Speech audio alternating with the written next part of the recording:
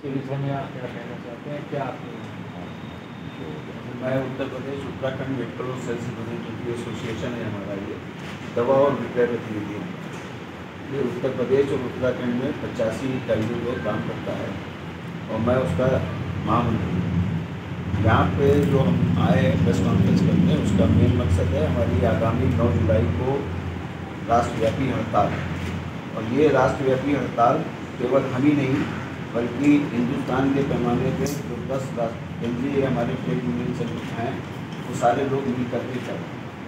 इसमें जो हमारा मेन डिमांड है, जैसा कि आपको मालूम होगा कि सरकार ने 1920 में 2021 में लेबर कोड को पास कराया था, राज्यसभा लोकसभा उस पर प्रेसिडेंट के हस्ताक्षर भी, लेकिन अभी तक वो लागू नहीं करता। लेकिन सरकार लगातार इस कोशिश में है केंद्र की कि वो इसको लागू करे। ये 4 लेबर कोड अगर लागू हो जाते हैं तो जितना भी मजदूर वर्ग है उसके को बहुत ही परेशानियों का सामना करना पड़ेगा, क्योंकि इन 4 लेबर कोड के अंदर 42 कानून ऐसे थे श्रम के जिसको हमारे बहुत संघर्ष के बाद हम लोगों ने इसको, हमारे जो पूर्वज थे जिन्होंने इसके लिए बहुत बलिदान किया, संघर्ष किया और उसके बाद हमने पाया। उसमें से 29 कानूनों ये लेबर कोड में बदल करके ख़त्म करना चाहिए। उसमें से जो मेन हमारा कानून है वो है sales promotion employees condition of service act 1976 में जो लागू हुआ था, जिसके तहत जहाँ पे हम दवा और विक्रय प्रतिनिधियों की अगर बात करते हैं तो उनको बहुत से बेनिफिट हुए, जिसमें कि हमारी लीव कैसे होगी उसके बारे में डिस्कशन हुआ, उसको फाइनलाइज हुआ।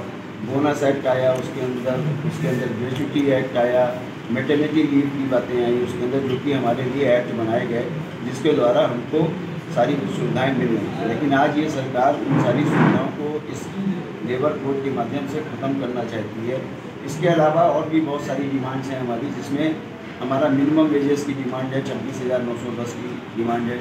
इसके अलावा हमारा डिमांड है दवाइयाँ, जैसा कि आपको मालूम है कि आज की डेट में दवाइयाँ हर आम आदमी के लिए एक ज़रूरत की चीज़ है और ये जो सरकार की नीतियाँ हैं उन दवाइयों के ऊपर वो लगातार इन दवाइयों के दाम बढ़ते जा रहे हैं। सरकार ने खुला छूट दे रखा है सारे जो दवाई के प्रबंधन के और मालिक लोग हैं उनको कि हर साल वो उसके अंदर 10% की वृद्धि कर सकते। हमारी डिमांड है कि पाकिस्तान के खिलाफ कार्रवाई करी, उस सबको ध्यान में रखते हुए हमारे केंद्रीय श्रम संगठनों ने 20 मई की हड़ताल को उस समय डिफर कर दिया था और ये हड़ताल अब 9 जुलाई को हो रही है। इस हड़ताल का मुख्य एजेंडा ये है कि सरकार की जो मजदूर विरोधी, किसान विरोधी, जन विरोधी ये जो आर्थिक नीति है इसको बदला जाए और जनता के पक्ष में, कर्मचारियों के पक्ष में, मजदूरों के पक्ष में एक आर्थिक नीति लाई जाए। ये सरकार अभी कह रही है कि हम रोजगार इंटेंसिव बजट देंगे। रोजगार इंटेंसिव बजट का क्या है कि ये सारा पैसा हमारा सरकार का पैसा ये पूंजीपतियों को दे रहे हैं इस स्कीम के नाम पर। क्या है, अगर कारखाने में कोई आज की तारीख में कोई अगर पूंजीपति एक नए आदमी को रोजगार देता है तो उसका EPFO का पैसा, उसका ESI का पैसा, ये सारा पैसा राज्य सरकार अपने पैसे से पेमेंट करेगी, जबकि ये सारा पैसा उस पूंजीपति को स्वयं पेमेंट करना चाहिए था। तो इस तरीके से जो सरकार ये कह रही है कि हम नए लोगों को रोजगार देंगे, इन नए लोगों को रोजगार नहीं मिलेगा।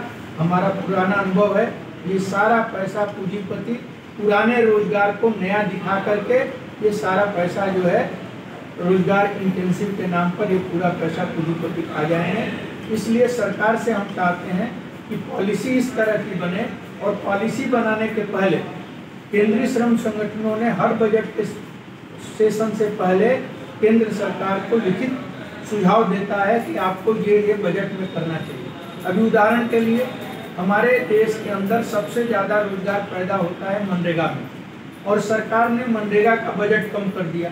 हम चाहते हैं कि मनरेगा का बजट बढ़ाया जाए और मनरेगा के मजदूरी का भी दर बढ़ाया जाए।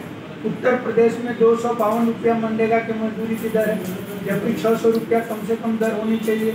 और साल में ये कहते हैं कि हम 100 दिन का काम देंगे। हमारा कहना है कि मनरेगा के तहत कम से कम 200 दिन का काम मिलना चाहिए। और इसी तरह की योजना जो शहरी बेरोजगार लोग हैं उनके लिए भी शुरू किया जाना चाहिए। अभी तमाम हमारे जो केंद्र सरकार और राज्य सरकार के विभाग हैं, इन विभागों में पद खाली है, वहाँ पर नए लोगों की नियुक्ति नहीं हो रही है। अभी उत्तर प्रदेश में सरकार ने जिस तरीके से प्राइमरी शिक्षा को बंद कर रही है, कह रही है कि विद्यार्थी नहीं है, जबकि सरकार का उद्देश्य क्या था?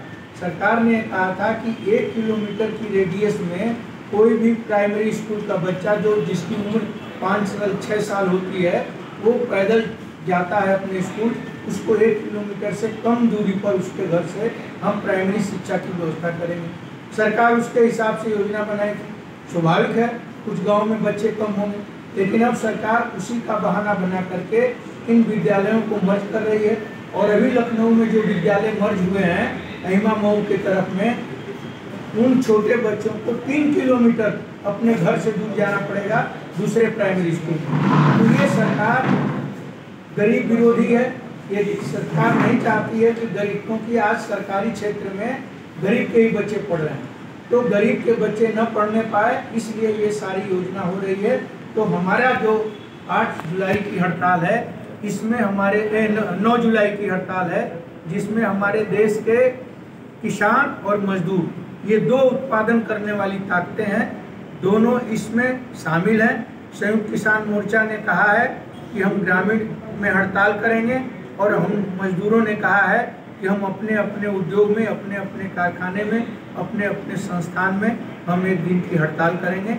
और हमको उम्मीद है कि उत्तर प्रदेश में ये हड़ताल अब तक की जितनी भी हमारे राष्ट्रीय हड़तालें हुई हैं उनमें सबसे बेहतर हड़ताल होगी।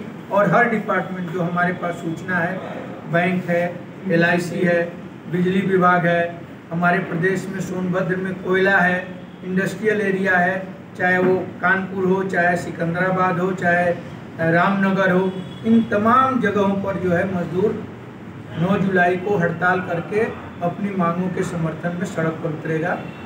धन्यवाद।